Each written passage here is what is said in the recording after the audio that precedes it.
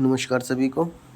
जैसा कि आप सभी को पता है कि सीईटी कोर्ट केस की जो हियरिंग है वो कल यानी कि 9 मई को फिक्स है। तो उसके लिए एचएसएससी ने आज सीईटी कोर्ट केस में अपना रिप्लाई सबमिट किया है। इसके कुछ मेन पॉइंट है, मैं आपके साथ डिस्कस करूँगा। वैसे आप इंटरव्यू देखते रहते हैं हमारे चेयरमैन के, जिसमें वो ये कहते हैं कि एचएसएससी सिर्फ एक रिक्रूटमेंट एजेंसी है और जो रूल्स बनाने की पावर है वो स्टेट के हाथ में, हमारे हाथ में कुछ भी नहीं है। इतना बोलने के बाद भी वो खुद आज डिनाई कर रहे हैं। इस रिप्लाई में उन्होंने कहीं भी मेंशन नहीं किया कि हम सिर्फ एक रिक्रूटमेंट एजेंसी हैं और रूल्स बनाने की जो पावर है वो स्टेट के हाथ में है। पहले तो मैं आपको प्लीडिंग बता दूं कि हमने क्या डिमांड किया गया इस केस में। हमने बोला है, आप पढ़ सकते हैं, further prayed that the respondent commission may kindly be directed to declare the CET as qualifying by nature for all intent and purposes। और आगे लिखा है prayed that the respondent may kindly be direct to allow the CET qualified candidate to participate in the recruitment process for all posts। यानी कि CET को qualifying nature बनाया जाए और जितने भी कैंडिडेट क्वालिफाइड हैं उनको अगले एग्ज़ाम में बैठने का मौका दिया जाए। अब मैं आपको ये 2,92,000 के कैंडिडेट्स की जो पॉइंट है वो बता देता हूँ। एचएसएससी ने रिप्लाई दिया है कि टोटल 7,73,000 कैंडिडेट्स ने एग्ज़ाम दिया था, जिसमें से 2,92,000 अप्रॉक्स कैंडिडेट उन्होंने सीईटी को क्वालिफाई किया है। यहाँ पर इन्होंने कहीं भी प्रोविजनली कैंडिडेट्स की बात नहीं लिखी है। कुछ कैंडिडेट ये कह रहे हैं कि टोटल 3,57,000 ने सीईटी पास किया है, बट उसमें से 65,000 हैं जो वो प्रोविजनली पास हैं। अब उसका इस रिप्लाई में कहीं भी जिक्र नहीं है कि प्रोविजनली कितने पास हैं, सिर्फ ये कहा है कि 2,92,000 कैंडिडेट हैं जो सीईटी के जिन्होंने सीईटी क्वालिफाई किया है। आगे और भी हैं जो शायद डिस्कस करने का फ़ायदा नहीं है, वो आप सभी को पता ही है। इन्होंने अपना नोटिफिकेशन पूरा का पूरा ऐसे इसमें डाल रखा है। ये देखिए, ये सिर्फ एक बात पे आके अटक जाते हैं कि rules of the game can not be change Midway. इन्होंने इसमें एक सुप्रीम कोर्ट की जजमेंट को डाला है। ये महाराष्ट्र स्टेट रोड ट्रांसपोर्ट कोई केस है।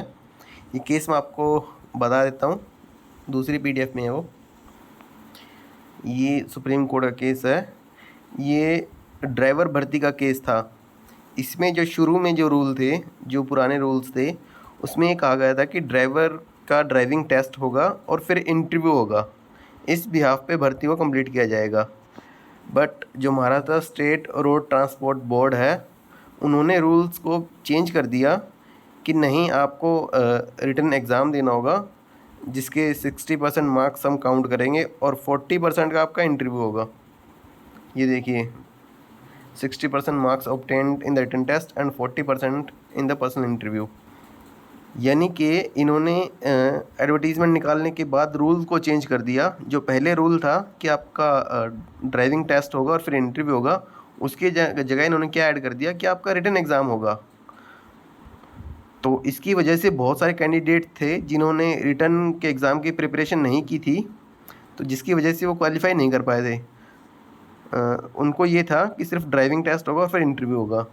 तो फिर वो कैंडिडेट्स कोर्ट गए थे। सुप्रीम कोर्ट ने उनके केस में कहा था कि आप कोई भी रूल्स नहीं चेंज कर सकते जिससे किसी भी कैंडिडेट्स के राइट्स को हार्म हो। अब इनके रूल्स चेंज करने की वजह से बच्चों को नुकसान हुआ। अब वो प्रिपरेशन कर रहे थे ड्राइविंग टेस्ट की और इन्होंने रिटन ले लिया। तो इन केसेस में कहा गया है कि आप रूल्स चेंज नहीं कर सकते। जो सीईटी है उसमें ऐसा कुछ नहीं है। हम सिर्फ एक डिमांड कर रहे हैं कि इसको क्वालिफाई किया जाए। इससे किसी को कोई नुकसान नहीं होगा बल्कि फ़ायदा होगा। इससे उन बच्चों का फ़ायदा होगा जिनके पास सोशियो इकोनॉमिक के मार्क्स नहीं हैं, क्योंकि प्री में इन्होंने ये कहा है कि हम सीईटी 1 में 5 मार्क्स सोशियो इकोनॉमिक के देंगे। अब जिस कैंडिडेट के पास सोशियो इकोनॉमिक के मार्क्स नहीं हैं बट वो क्वालिफाई कर गया और उसका जो स्कोर है वो बिना एक्स्ट्रा मार्क्स वाले से ज़्यादा है, तो उसका फ़ायदा हो जाएगा ना, दोनों को चांस मिलेगा एग्ज़ाम में बैठने का।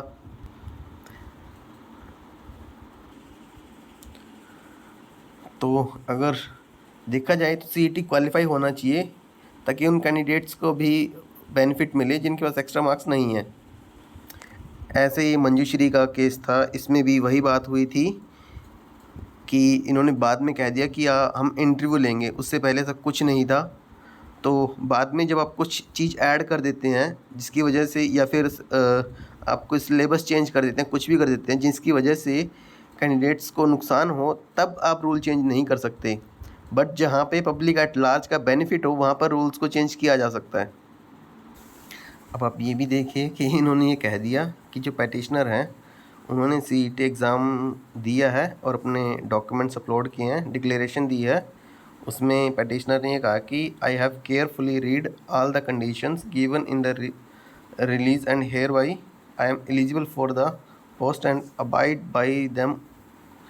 इन्होंने कह दिया कि जब आपने अप्लाई किया था फॉर्म तो आपने कंडीशंस को एक्सेप्ट कर लिया था, यानी कि एक बार आपने फॉर्म भर दिया तो आपने कंडीशंस को पढ़ के आपने फॉर्म भर दिया तो आप उसको चैलेंज नहीं कर सकते, इनका ये कहने का मतलब है। बट इस पर सुप्रीम कोर्ट की एक जजमेंट है, वो आपको बताता हूँ। ये देखिए सुप्रीम कोर्ट की जजमेंट है जस्टिस सूर्यकांत और जस्टिस दीपक गुप्ता की, कि candidate not stopped from challenging selection process when misconstruction of statutory rules is alleged. यानी कि कैंडिडेट सिलेक्शन प्रोसेस को चैलेंज कर सकते हैं अगर किसी रूल्स का वायलेशन हुआ हो। यानी कि हम भर्ती प्रक्रिया को चैलेंज कर सकते हैं जहां हमें लगता है कि कुछ गलत हो रहा हो। अब जो सीईटी का मैटर है, इन्होंने पॉलिसी में तो ये बोल दिया कि हम हर साल लेंगे, बट पॉलिसी बनाने के 3 साल में इन्होंने सिर्फ एक बार सीईटी लिया है और अभी उसकी भी प्रोसेस पेंडिंग है। तो बाकी बस अब ज़्यादा लंबी वीडियो बन गई है, तो इसे प्लीज़ ध्यान से देखना, आपके बहुत सारे डाउट क्लियर होंगे।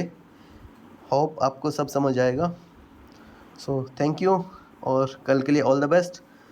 जो केसेस हैं वो कल सुने जाएंगे अर्जेंट केसेस ख़त्म होने के बाद, यानी कि जैसे ही अर्जेंट केसेस ख़त्म हो गए पहला केस अपना ही सुना जाएगा और तीनों एडवोकेट मिलके आर्गुमेंट करेंगे।